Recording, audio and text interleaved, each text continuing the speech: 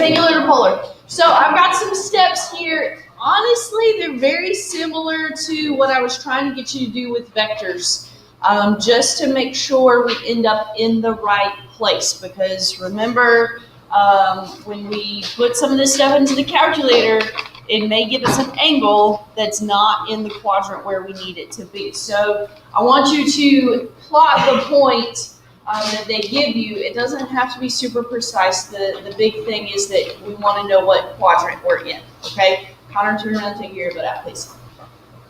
All right, then we're going to start by finding our radius using the Pythagorean theorem, x squared plus y squared equals r squared. And then we will find theta using the inverse tangent of the y over the x. So if our point is the point -1 square root of 3. Now, I'm not expecting you to plot the square root of 3 super precisely, but I do want you to recognize that a negative x and a positive y puts us over here in quadrant 2. Okay, we need to end up in quadrant 2. So let's find our r. X squared plus y squared is equal to our r squared. So -1 squared is +1. The square root of 3 squared is 3. So 1 plus 3 is 4. 4 is equal to r squared. So that means 2 is our radius. 2 is our radius. So then our angle, theta, is equal to the inverse tangent of our y over our x.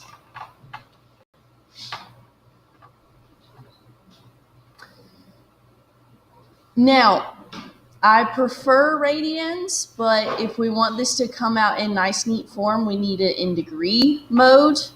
Okay, we need our calculators in degree mode, because if they gave it to us in radians, it would not give us pi like we want it. So that gives us -60 degrees. Okay, that gives us -60 degrees. Now, is -60 degrees in the second quadrant? No, it is in the fourth quadrant. So we've got to use that as a reference angle. So that means we've got 60 degrees right here. So what is our angle from the polar axis? 120. Okay.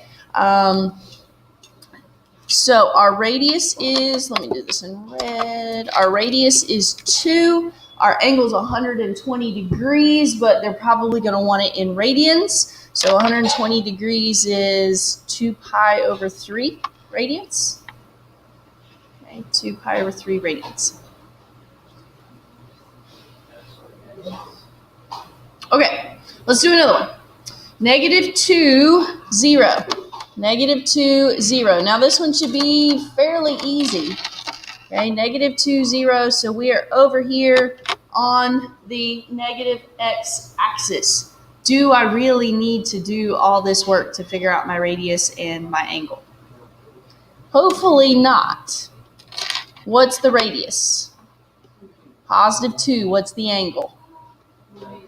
Pi. 180 degrees or pi. If they want it in radians, that would be pi.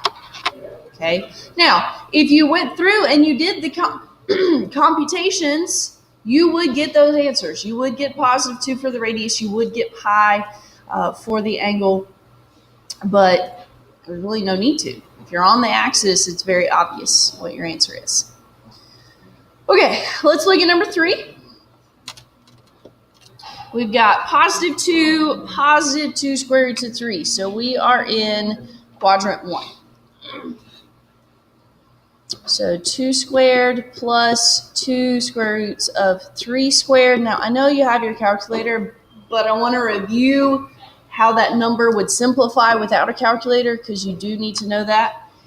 So 2 squared is 4. When you're squaring something like 2 square roots of 3, when you're squaring something like 2 square roots of 3, you square the 2 and you square the square root. So that's going to be 2 squared, which is 4, and the square root of 3 squared is 3. So that's going to end up being 12. 12 plus 4 is 16. So our radius is 4. theta is equal to the inverse tangent of the y over the x. And we can save ourselves a little bit of typing if we recognize that those 2's cancel.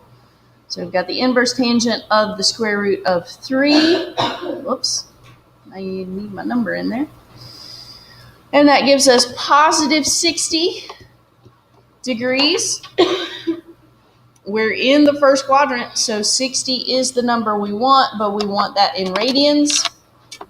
So our radius is 4, and 60 degrees is equivalent to pi over 3 radians. Okay, so it's not that it's any more complicated, it's just a little bit more labor intensive to convert from polar to rectangular form. And you gotta make sure that you check those quadrants. Okay, you gotta make sure you check those quadrants.